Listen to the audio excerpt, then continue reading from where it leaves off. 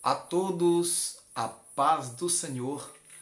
É com muito prazer que nós estamos retornando para mais uma pré-aula para a lição bíblica da nossa Escola Bíblica Dominical, Lições CPAD. Esse trimestre nós estamos estudando a supremacia das Escrituras, a inspirada, inerrante e infalível Palavra de Deus. A lição desta semana é a lição de número 4, que nos fala sobre a estrutura da Bíblia. Texto áureo. E disse-lhes: são estas as palavras que vos disse estando ainda convosco. Convinha que se cumprisse tudo o que de mim estava escrito na lei de Moisés e nos profetas e nos salmos. Lucas 24, 44. A verdade prática nos diz: a Bíblia se divide em Antigo e Novo Testamentos, totalizando 66 livros divinamente inspirados. Toda ela é nossa única regra de fé e prática. Esta lição nos fala sobre a estrutura da Bíblia e nós vamos ler o texto de Lucas 24, 44 a 49. E disse-lhes: são estas as palavras que vos disse estando ainda convosco. Convinha que se cumprisse tudo o que de mim estava escrito na lei de Moisés e nos profetas e nos salmos. Então abriu-lhes o entendimento para compreenderem as Escrituras. E disse-lhes: está escrito, e assim convinha que o Cristo padecesse e ao terceiro dia ressuscitasse dos mortos. E em seu nome se pregasse o arrependimento e a remissão dos pecados em todas as nações, começando por Jerusalém. E dessas coisas sois vós testemunhas. E eis que sobre vós envio a promessa de meu Pai. Ficai, porém, na cidade de Jerusalém, até que do alto sejais revestidos de poder. Esse texto bíblico é a nossa leitura bíblica em classe para esta aula de domingo, a lição de número 4, que fala sobre a estrutura da Bíblia. Nós temos um plano de aula e eu quero conversar com os nossos professores, porque nós podemos basear a nossa aula nesse plano de aula aqui. Por quê? Aqui nos dá uma orientação e nós sabemos que o professor tem que ter um plano de aula. Então nós vamos aproveitar um pouco aqui e falar sobre esse plano de aula de hoje. Vai ser bem rápido. Olha, na introdução nós temos o seguinte: conhecer a estrutura da Bíblia é importante para manejá-la bem. É o que diz aqui na introdução. Então nós temos que passar para os nossos alunos que eles precisam conhecer a Bíblia, conhecer a sua estrutura, como ela está organizada nos dois testamentos, no Antigo e no Novo. Então esse plano de aula ele nos orienta como nós devemos nortear a nossa aula. Na apresentação, diz aqui nos objetivos: primeiro, mostrar como a Bíblia está organizada e que ela se divide em dois testamentos. Nós vamos passar para os alunos os testamentos, o Antigo e o Novo, e assim falar sobre eles. A motivação, aliás, antes da motivação, nós temos aqui o segundo objetivo, que é esclarecer como os livros do Antigo Testamento são classificados. Isso é importante, da classificação do Antigo Testamento. Expor a classificação dos livros do Novo Testamento também. Mostrar como estão organizados, ali é importante passar isso para os alunos. Qual a motivação para essa aula?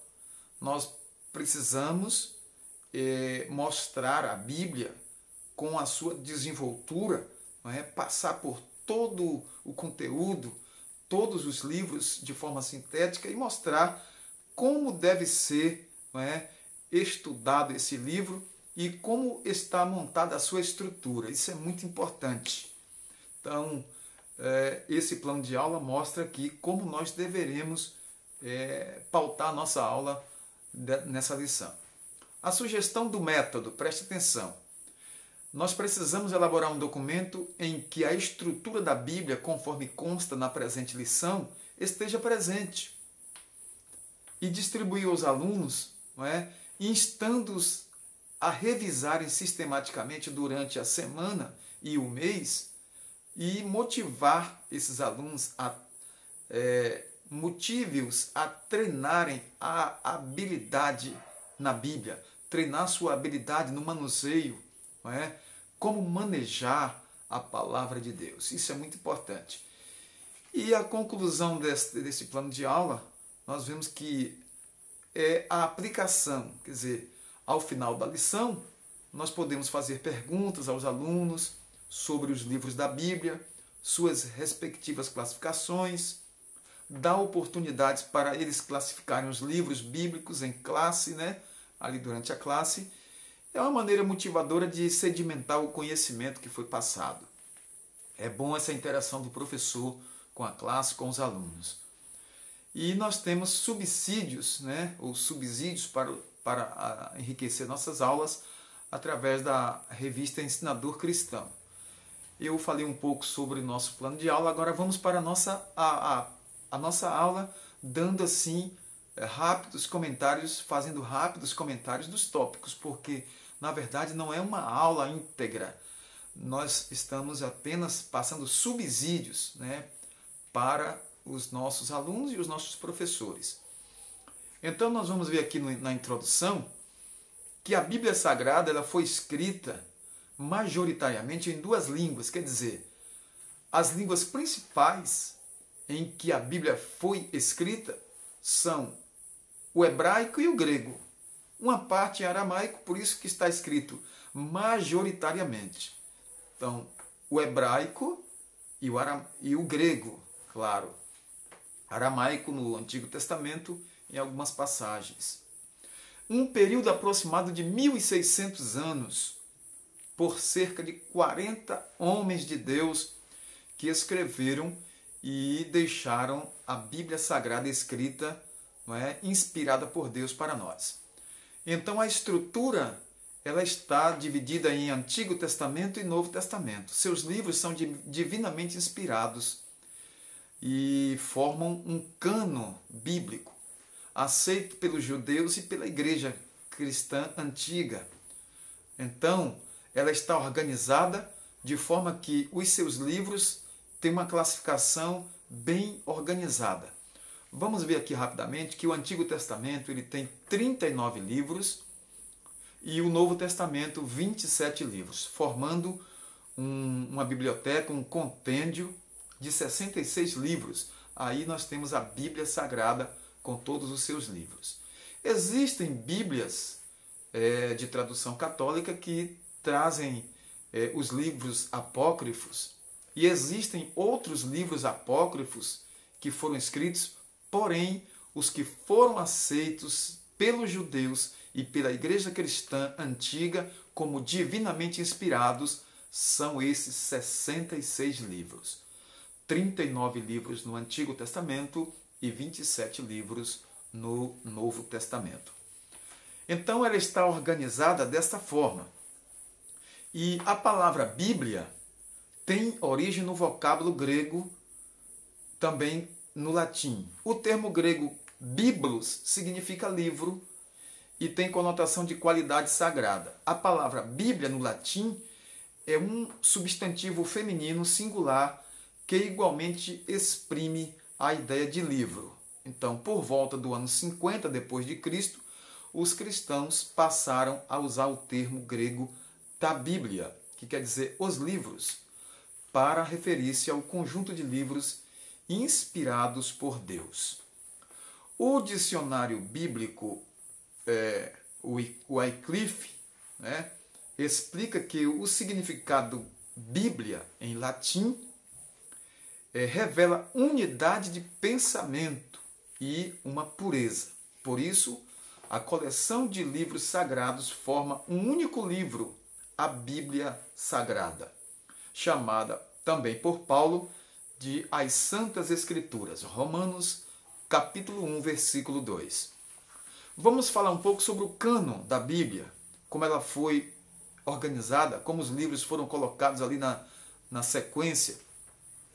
A expressão cânon procede do hebraico kané, com o sentido de vara de medir. Então, o termo correspondente em grego é cânon, que significa régua.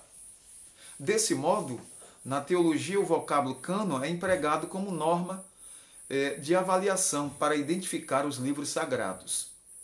Em vista disso, o termo canônico passou a designar os 66 livros aceitos como divinamente inspirados, 39 livros no Antigo Testamento e 27 livros no Novo Testamento.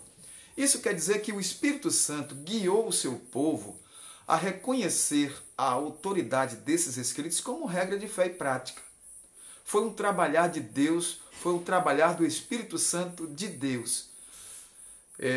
A Bíblia Sagrada ela é um milagre de Deus para nós, porque Deus cuidou, Deus preservou, Deus inspirou os santos homens de Deus para nos deixar esta maravilha que é a Bíblia Sagrada.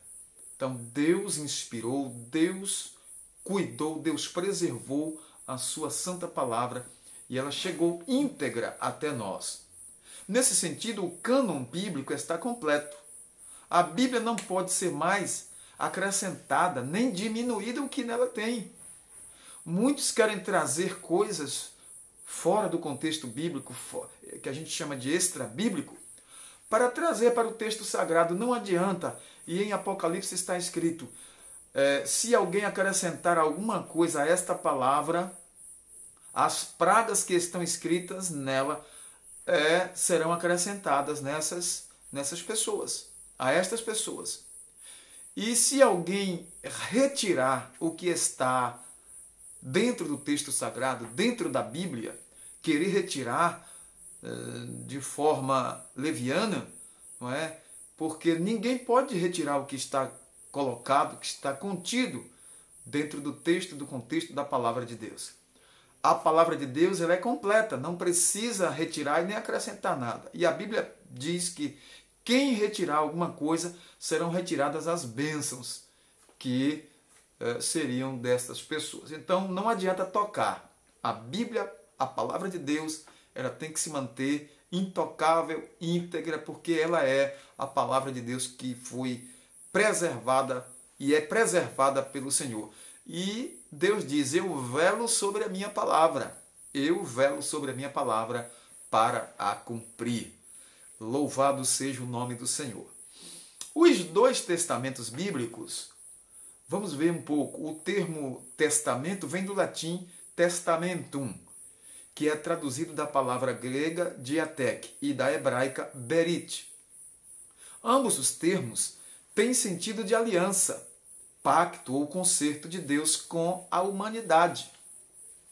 A expressão Antigo Testamento foi inaugurada por Paulo em 2 Coríntios 3,14, e ali refere-se aos livros dos judeus reconhecidos por Jesus como as Escrituras, as quais também nós encontramos lá em Mateus 22 e 29. A lei, os profetas e os salmos de Lucas 24, 44, é a Bíblia Sagrada, as Escrituras. O termo Novo Testamento foi usado para se referir ao cumprimento profético de Jesus como o mediador da nova aliança. Essa expressão também passou a designar os escritos inspirados dos cristãos, igualmente reconhecidos como as Escrituras. 2 Pedro 3, 15 e 16. Que bênção para nós é a Bíblia Sagrada. Que maravilha de Deus são as Santas Escrituras para mim e para você, prezado irmão, e para você, prezado amigo. A Bíblia, ela é a palavra de Deus. Eu quero nesse momento aqui apresentar para vocês, nós vamos procurar aqui uma versão antiga da Bíblia, e eu posso dizer que foi a minha primeira Bíblia, porque eu adquiri essa Bíblia aqui quando eu ainda cursava o 6º ano do colégio. Dá para mostrar aqui? Então essa Bíblia aqui é uma versão muito antiga e essa edição é de 1980, se não me falha a memória. É isso mesmo. Edições Loyola. Vou botar aqui perto aqui para vocês possam ver. Então eu guardo com muito carinho porque realmente foi minha primeira Bíblia. Edições Loyola 1980, o Novo Testamento. Uma tradução que eu guardo com muito carinho porque foi minha primeira Bíblia. Nós temos outras Bíblias, temos Bíblias de diversas traduções, porque nós precisamos fazer comparações e estudar fazendo comparações de traduções. Isso é muito proveitoso. Então, os testamentos, eles estão organizados em Antigo e Novo Testamento, e o Antigo, ele tem essa divisão. Nós vamos passar agora para os nossos professores, nossos alunos, e uma coisa importante que eu quero falar também para os nossos queridos, que a minha segunda Bíblia foi um presente que foi da minha esposa, era minha namorada, me deu uma Bíblia que foi a minha segunda Bíblia. Então, nós temos aqui o Antigo Testamento, ele se divide em Pentateuco, livros históricos, livros poéticos e livros proféticos. Então, o Pentateuco, ele tem 5 livros. Os livros históricos, eles são formados por 12 livros, que vai de Josué a Esther. O Pentateuco é Gênesis, Êxodo, Levítico, Números e Deuteronômio. Os livros históricos vão de Josué a Esther. Os livros poéticos são 5, não é? Que vai de Jó a Cantares. Jó, Salmos, Provérbios, Eclesiastes e Cantares de Salomão. Os livros proféticos, eles se dividem em profetas maiores e profetas menores. Os profetas maiores significa que eles tiveram um volume de escrita maior. Não é porque ele foi mais importante do que um profeta menor. Não. É o volume do seu escrito, o volume do seu livro. Então, o livro de Isaías, logicamente, ele é um livro maior do que o livro de Amós, que fica nos profetas menores. Joel, não é? Abacuque, Naum, etc. Então, os profetas maiores são os que escreveram um maior volume nos seus livros. Então, os profetas maiores vai de Isaías a Daniel. E os profetas menores, sim, os profetas maiores são 5 livros e os profetas menores contêm 12 livros, que vai de Oséias a Malaquias, certo? A divisão utilizada pelos judeus era tripartida, ou seja, a lei, os profetas e os salmos, ou escritos. Lucas 24, 44. Mas essa divisão é a mesma divisão, aliás, essa divisão dos judeus, ela contém os mesmos livros da nossa divisão hoje. Os 39 livros estão ali nos profetas, nos salmos, nos escritos, né? Então, aquela divisão tripartida de salmos, lei, profetas e salmos, ou escritos, contém os 39 livros que nós temos na nossa divisão hoje, tá certo? Para ficar bem claro aí para os alunos e para os nossos professores também. Sei que os professores já sabem disso, nós estamos apenas repassando alguns pontos aqui de nossa lição. A canonicidade do Antigo Testamento. Existem 3 fatores basilares na avaliação de um livro canônico. Vamos ver. Quais são os fatores que são de suprema importância para que este livro seja considerado inspirado e ser aceito nesse cânon? Primeiro, a inspiração divina atesta se o livro é inspirado pelo Espírito Santo. A inspiração divina atesta. Então, eles reconheceram como inspirados por Deus, não é? Pelo Espírito Santo. Neemias 9:13, nós temos aqui versículos para realmente confirmar, você pode conferir. Zacarias 7:12, 2 Pedro 1:21. Segundo, reconhecimento do povo de Deus, que atesta se o livro está aceito como autêntico por seus primeiros leitores. Então, o povo de Deus aprovou, os judeus aprovaram, a igreja primitiva aprovou, então o povo de Deus atestou e aprovou. Então, essa é uma regra também para que este livro fosse colocado no cânon, ou seja, ali naquela ordem, como se fosse ali uma vara de medir, então foi colocado ali no cânon. Terceiro, preservação pelo povo de Deus, que atesta se o livro era conservado como palavra de Deus. Então, em Deuteronômio 31:24 até o 26, nós temos aí, para confirmar. E Daniel, capítulo 9, versículo 2. Por que eu não estou lendo esses versículos?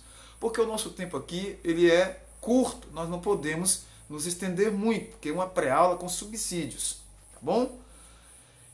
Por conseguinte, a confirmação desses elementos revela que, desde o início, os livros do Antigo Testamento foram recebidos e guardados como inspirados e autorizados por Deus, dotados de veracidade e de autoridade. Juízes 3:4. Glória a Deus. Vamos ver particularidades do Antigo Testamento. Algumas coisas interessantes. Quase a totalidade dos livros foram escritos em hebraico, os 39. Chamado na Bíblia de língua de Canaã, Isaías 19:18. Foi hebraico. Algumas porções foram escritas em aramaico, em uma espécie de dialeto, né? O aramaico era uma espécie de dialeto, certo? Que deu origem à língua árabe. Vamos observar, eu vou passar os versículos e você pode depois voltar o vídeo aí e conferir na sua Bíblia, tá certo? Então, Gênesis 31:47, Esdras 4, do versículo 7 ao capítulo 6, verso 18, versículo 18. No capítulo 7 de Esdras, do versículo 12 ao 26. Em Daniel, do capítulo 2, versículo 4 ao capítulo 7 até o versículo 28, e Jeremias 10:11 fala aí sobre esse dialeto, e também essas porções da palavra de Deus foram escritas em aramaico, que depois veio originar a língua árabe, tá certo? O último livro canônico foi o do profeta Malaquias, que o concluiu antes do ano 430 a.C. Desde então, nada mais pode ser acrescentado ao cânon do Antigo Testamento. Aí é o seguinte, nós vemos que de Malaquias ao livro de Mateus, nós consideramos como período do silêncio.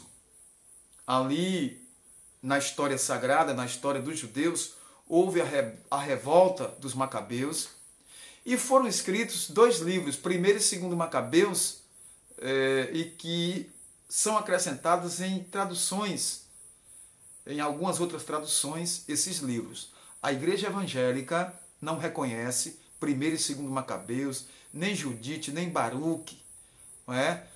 Nem Acréscimo a Daniel, nem Apocalipse de Pedro como inspirados. São livros que são considerados espúrios, que contêm erros doutrinários e até heresias. Então a Igreja Evangélica reconhece 6 livros, de Gênesis a Apocalipse. 39 no Antigo, 27 no Novo, perfazendo 66 livros da Bíblia Sagrada. Então, conforme nos informa Norman Geisler, para facilitar a tarefa de citar a Bíblia, em 1227 d.C., o texto foi dividido em capítulos E por volta de 1445 depois de Cristo, o Antigo Testamento foi dividido em versículos. Então, são particularidades aí do Antigo Testamento. Antes, o texto era corrido, não era dividido em capítulos e versículos, mas para facilitar a leitura, primeiro em 1227 depois de Cristo, o texto foi dividido em capítulos e depois, no ano 1445, o Antigo Testamento foi dividido em versículos, depois de Cristo. Porque vocês sabem que depois de Cristo a contagem é progressiva. Antes de Cristo era regressiva. A sinopse desta parte da lição é: os livros inspirados que integram o cânon do Antigo Testamento são classificados como lei, históricos, poéticos e proféticos. Certo? Então, no Antigo Testamento, nós temos essa divisão. Agora, o Novo Testamento, nós temos... Esses livros foram reconhecidos pela igreja cristã antiga, igreja primitiva e a igreja atual também. Após a morte e ressurreição do Senhor Jesus, eles foram classificados em 4 grupos principais. Primeiro, os evangelhos, que vai de Mateus a João. Mateus, Marcos, Lucas e João são os 4 livros, os evangelhos. Aí nós temos o livro histórico, formado pelo livro de Atos dos Apóstolos, que foi escrito por Lucas, que escreveu o Evangelho segundo Lucas. E nós temos as epístolas, que se subdividem em epístolas paulinas, aquelas que são de autoria de Paulo, com 13 cartas, que vai de Romanos a Filemon. As epístolas gerais, com 8 cartas, não é? Aí inclui Hebreus até Judas, que vai de Hebreus até Judas, e o livro da Revelação, que é o livro de Apocalipse. Então, 4 divisões. Vamos voltar aqui, vamos voltar um pouquinho. Evangelhos, são os 4 evangelhos. O livro histórico, que é o livro que fala da história da igreja primitiva, o livro de Atos dos Apóstolos, as primeiras conversões, os primeiros batismos, não é? O livro histórico, escrito por Lucas. As epístolas, que são epístolas paulinas e epístolas gerais. E nós temos o livro da Revelação. A última parte é Revelação, que é o livro de Apocalipse, escrito por João na ilha de Patmos, ali no Mar Egeu. Então, nós temos essa divisão do Novo Testamento e nessa sinopse nós vamos ver que os livros inspirados que integram o cânon do Novo Testamento são classificados como evangelhos, histórico, epístolas e revelação. Não vamos falar muito aqui sobre os livros do Novo Testamento, devido à exiguidade do nosso tempo, porque é só uma pré-aula, passando subsídios para os nossos professores e enriquecendo a aula do próximo domingo. Nossos alunos também aproveitam, né? Participam. Nossos amigos que nos ouvem, nós também trazemos uma palavra de libertação e salvação através do estudo bíblico. E é muito importante observar que no Novo Testamento nós temos nos evangelhos a biografia do Senhor Jesus e o relato do seu ministério glorioso, desde o seu nascimento até a sua ressurreição. Veja que Lucas escreveu a primeira parte do seu escrito, que é o Evangelho de Lucas, e a segunda parte do seu escrito é o livro de Atos, onde ele diz: ó excelente Teófilo, eu passo agora o que minuciosamente me inteirei e passo a relatar a você, ó excelentíssimo Teófilo, que é o livro de Atos dos Apóstolos, muito bem escrito, inspirado por Deus, que é o livro de Lucas, não é? Atos dos Apóstolos também é considerado como Atos do Espírito Santo, escrito por Lucas. O conjunto dos 66 livros forma o único livro, Bíblia Sagrada. Esses livros constituem o cânon bíblico do Antigo e do Novo Testamento. Os critérios para a avaliação da canonicidade são inspiração, reconhecimento e preservação dos livros como palavra de Deus. A comprovação desses critérios revela que as Escrituras foram aceitas e preservadas como livros autorizados por Deus, e nós glorificamos ao nosso Deus por isso. Porque seca-se a erva e cai a sua flor, mas a palavra do Senhor permanece eternamente. Deus, Ele nos brindou com esta palavra gloriosa, que é a palavra de Deus escrita, a Bíblia Sagrada. Bíblia que nos fala do grande amor de Deus, Bíblia que nos mostra como Deus criou os céus e a terra, a Bíblia que nos mostra um Deus zeloso, um Deus misericordioso, compassivo, longânimo, mas um Deus de justiça e um Deus de juízo. A Bíblia que nos mostra a história da salvação através de Cristo Jesus, que veio para morrer por nós na cruz do Calvário. Ele viveu, ele pregou, ele desenvolveu seu ministério glorioso, foi à cruz do Calvário, morreu em meu lugar e ressuscitou glorioso e disse: assim como vocês estão agora vendo eu subir, assim voltarei. E os anjos, quando viram que os discípulos estavam olhando para Jesus, os discípulos disseram: vocês, galileus, estão olhando para o alto, mas este Jesus há de voltar e vocês verão como ele, assim como ele subiu. Não é? A geração do arrebatamento, a geração que vai subir com Jesus, poderá testificar isso, e nós confirmamos. Atos 1 e 11. O Senhor Jesus, ele voltará, assim como para o céu os judeus o viram subir. O próprio Jesus disse isso também, ele falou realmente isso. Não é? Não se turbe o vosso coração, crede em Deus, crede também em mim. Na casa de meu Pai há muitas moradas, se não fosse assim, eu vos teria dito: vou preparar-vos lugar. Então, no versículo 6 ele diz: eu sou o caminho, a verdade e a vida, ninguém vem ao Pai senão por mim. Então, para irmos ao céu, precisamos de Jesus, e a palavra de Deus, ela é a bússola, é ela que nos mostra como deveremos também seguir a Jesus, servir ao Senhor e nos preparar para um dia subir e estar com Ele para sempre. Quem nos dá a real preparação é o Espírito Santo.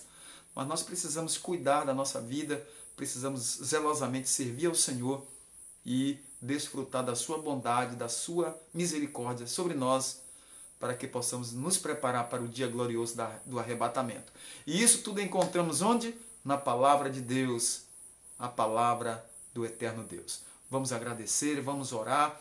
Eu quero agradecer a todos pela atenção, quero agradecer a todos pelo carinho. Vamos orar ao Senhor.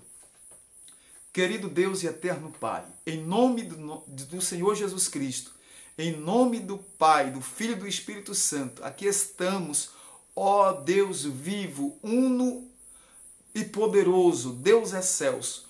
Nós te glorificamos nesta noite, nesta tarde, neste dia, nesta manhã.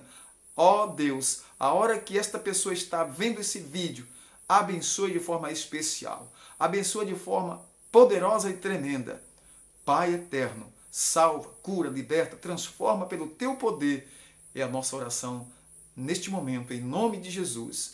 Abençoa esta escola dominical, abençoa esses estudos, Pai eterno, para que o teu nome seja glorificado e vidas sejam salvas, para que o teu nome seja engrandecido nesta terra, Senhor. Eu te peço, eu te agradeço em nome de Jesus. Amém. Deus abençoe a todos, até um próximo vídeo. Participe conosco, coloque aqui seus comentários, não é? Coloque like ou o que você queira colocar aí embaixo. Participe, faça sua inscrição em nosso canal. É gratuito, você pode participar se inscrevendo no nosso canal. Nós agradecemos a sua participação. E em nome de Jesus, nosso muito obrigado. Até o próximo vídeo.